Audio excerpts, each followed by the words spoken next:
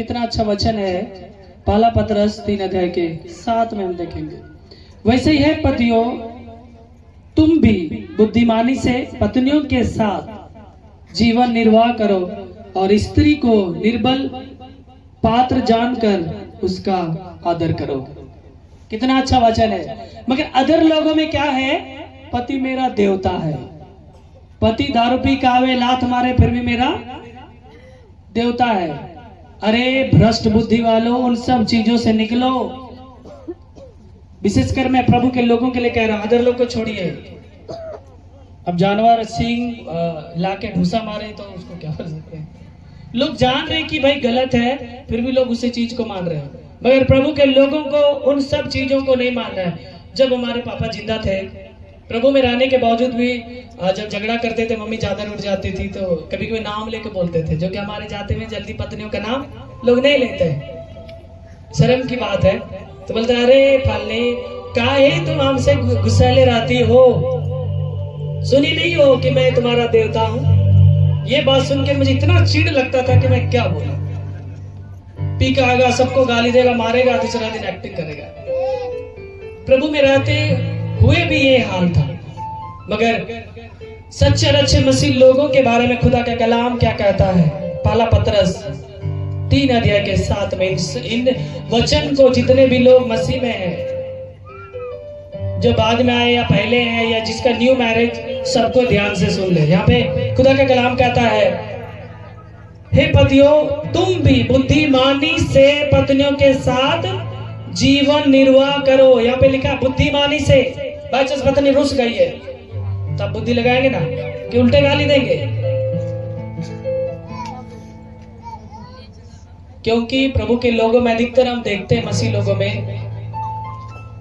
लोग गरीब भी क्यों ना हो बड़े खुश रहते हैं, मॉडल रहते हैं।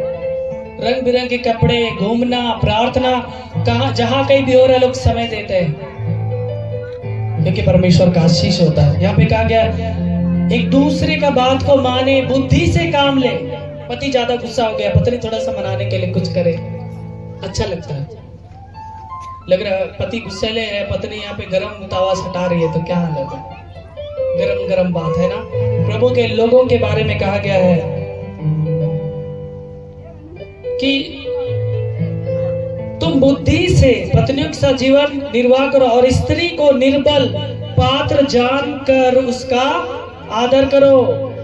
अधिकतर खुदा के वचन में देखते हैं, परमेश्वर स्त्रियों के द्वारा पुरुषों को आशीषित किया है। पत्नी नहीं रहेगी तो वंशज कैसे बढ़ेगा? नबी इब्राहिम के बारे में देखते हैं, वो परमेश्वर के ज्यादा नजदीकी था,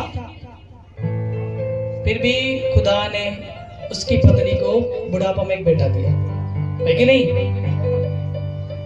उसके सामुएल की मां के बारे में हम देखते हैं, यूहन्ना बपतिस्मा देने वाला,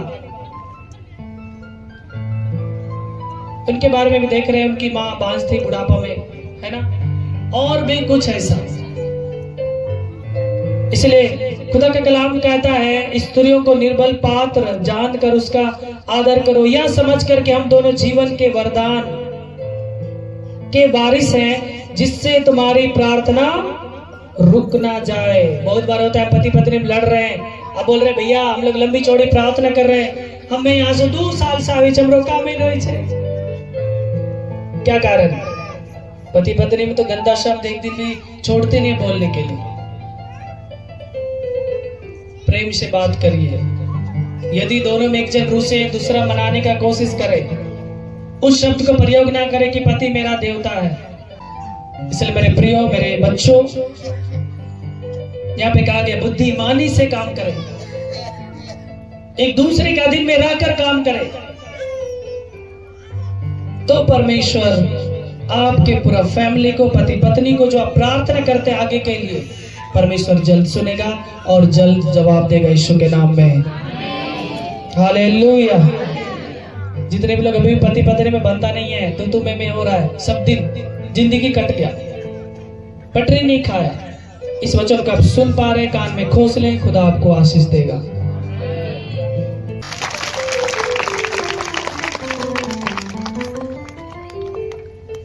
जैसे कि हमने सुना कि सारा अब्राहम के आगे में रहती थी और उसे स्वामी कहती थी। कितने लोग अपने पति को प्रेम से बोले हैं, कोई मतलब ऐसा प्रेम से कोई नाम दिए, कुछ जैसे आजकल होता है ना, जानू क्या क्या मानू क्या क्या होता है ना। तो बहुत से लोग जैसे कि मैं अपने भैया के बारे में बोल रहा हूँ, जैसे हम लोग बच्चे छोटे छोटे होते हैं कद्दू बोलते थे उसको, तो कहीं कहीं भाभी भी कद्दू बोल देती है, तो भैया गुस्साते नहीं है। एक प्रेम होता है, नाम का एक प्रेम शब्द होता है। हालेलुया। वैसे ही बहुत बार होता है ना, जैसे कि एक बहन है, उनके हस्बैंड उनको, जैसे संजीता नाम है, उनको संजू बोलते हैं, अच्छा लगता है। वैसे ही सारा जो है अपने पति को, अब्राहम को, इब्राहिम को स्वामी बोलकर इज्जत करती थी। बहुत से लोग बोलते हैं ना, हमरो मालिक घर में नहीं से, हमरो मालिक, ऐसे करके बात करते हैं, है ना, अच्छा लगता है। और बहुत से जो बुरे लफ्ज वाले क्या होता है, हर भाता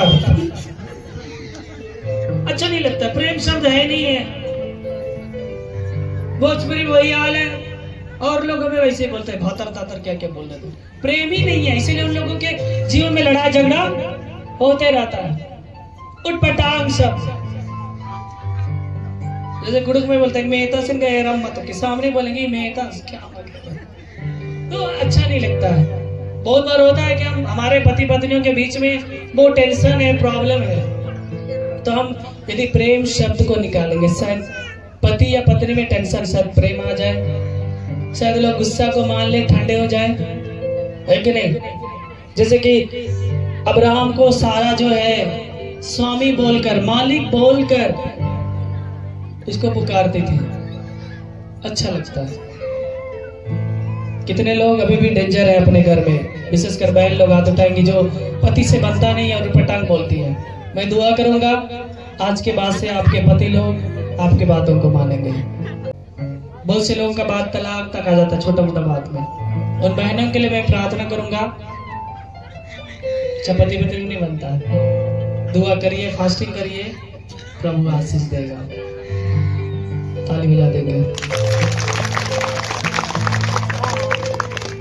क्योंकि प्रभु कहता है ऐसा करने के लिए पत्नियों को, खुदा कहता है पत्नियों तुम भी अपने पति के अधीन रहो, इसलिए कि यदि इनमें से कोई ऐसे हो जो वचन को ना मानते हो, तो भी तुम्हारे भय सहित पवित्र चाल चलन को देखकर बिना वचन के अपनी अपनी पत्नी के चाल चलन के द्वारा खींच जाए। देखिए बहुत बार होता है, पत्नी यदि प्रार्थना मजबूत है, पति नहीं मानेगा, बैल की तरह ढूंसा मारेंगे इधर उधर, भैंस की तरह। खुदा का कलाम कहता है आप यदि पवित्र चाल चलन में चल रही हैं, प्रार्थना कर रही हैं, एक समय आएगा आपका पति आपकी ओर खींचा जाएगा और वह धार्मिक जिंदगी जिएगा। क्योंकि खुदा कहता है पति और पत्नी एक अंग है। हमारे शरीर में दो हाथ है कि नहीं है? इस हाथ को चोट लगेगा तो इस हाथ को दर्द करेगा कि नहीं करेगा? उसी तरह पत्नी यदि धार्मिक जिंदगी जी रही है, पति बिजी है या बुरे चाल चलन में भी है, प्रभु को नहीं मानता हो, तो खुदा कह रहा है, परमेश्वर का वचन कह रहा है आप पवित्र चाल चलन चले और पति के अधीन में रहे। एक दिन वो जितने भी डेंजर गुस्सा करने वाला हो अपने पिघल जाएगा। अरे इसको मैं इतना बोल रहा हूँ, डांट रहा हूँ, गाली दे रहा हूँ, मारता हूँ, फिर भी ये क्यों धार्मिक जिंदगी जीती है? चलो क्या है, बाद में प्रभु में आ जाएगा। वो भी आराधना में बैठना, चर्च में बैठना, घर में प्रार्थना करना स्टार्ट कर देगा। हालेलुया। एक बहन बता रही थी कॉल करके, उनका पति कभी भी नहीं मानता था, पति पत्नी में अनबन होता था, प्लस प्रार्थना में कभी नहीं बैठता था। मैं भी उनको समझाया कि आप चर्च क्यों नहीं जाते हैं, घर में प्रार्थना क्यों नहीं करते हैं? बोले प्रार्थना करने से क्या मिलता है, परमेश्वर हमको कुछ नहीं दिया। बोले जितना तुम कोसोगे उतना तुम फंसोगे। उनका मोबाइल का दुकान था, बहुत अच्छा खासा चल रहा था, एक व्यभिचारी औरत के पीछे पड़ा, उसके बाद उन्होंने वो छोड़ा, ब्लेसिंग खत्म। पत्नी आई, अभी तक तरक्की नहीं है, 7,000 में 12 घंटा ड्यूटी। आजकल कौन करता है? क्योंकि बुद्धि भ्रष्ट हो जाता है। अभी बता रही है उनकी बेटी फोन करके, छोटी सी है 7-8 साल की, बोलती पापा आजकल हम लोग जब मम्मी और मैं बैठते प्रार्थना के लिए शाम में, पापा बैठ जाते हैं और सच में प्रार्थना करते हैं, गीत भी गाते हैं, और कभी की बोलते हैं वहां से वचन पढ़ो ना लगता है। हालेलुया। इसीलिए माता बहनें विशेषकर आप यदि दिल से प्रार्थना कर रही हैं, पवित्र चाल चल रही है, प्रभु उनको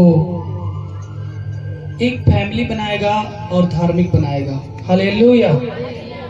क्योंकि प्रभु कहता है तुम्हारा छिपा हुआ और गुप्त मनुष्य तो नम्रता और मन की दीनता की अविनाशी सजावट से सुसज्जित रहे, क्योंकि परमेश्वर की दृष्टि में इसका मूल्य बड़ा है।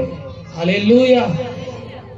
ध्यान से सांसारिक रूलों पर ना हम भिड़ जाए, क्योंकि परमेश्वर का वचन कहता है इस संसार के लोगों के बुद्धि को इस संसार के ईश्वर ने भ्रष्ट कर दिया, इसलिए लोग वही कर रहे हैं।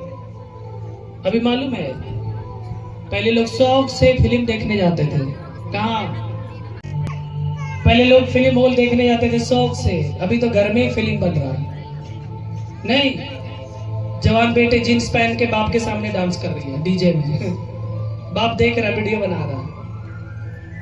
माँ डांस कर रही है ससुर के सामने, ससुर बड़ी खुश हो, हम पुतो छिए हवे ललका साड़ी वाली।